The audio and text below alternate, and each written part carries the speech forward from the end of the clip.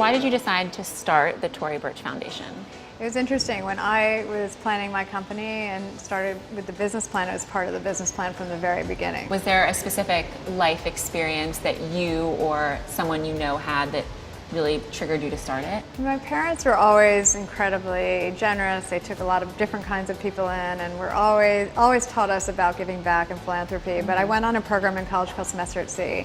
And I think seeing Calcutta and Egypt and a lot of developing countries really set me to want to travel and also really give back in a more significant way.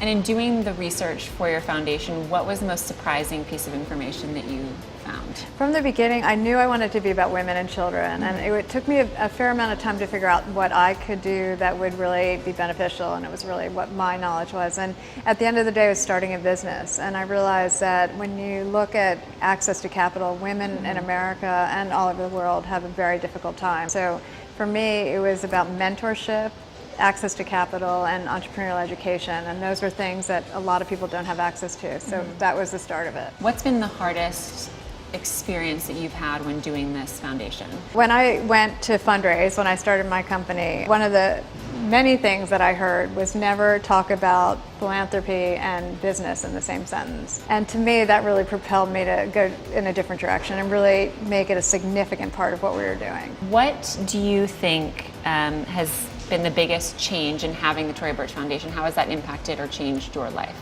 I mean, for me, it's just so inspiring meeting these women. The one common thread they have is they are super tenacious. One of the surprises that I realize is that women don't have a lot of confidence. And I think these are stellar women, they're doing great things, but really do believe in themselves. And that's something we talk a lot about.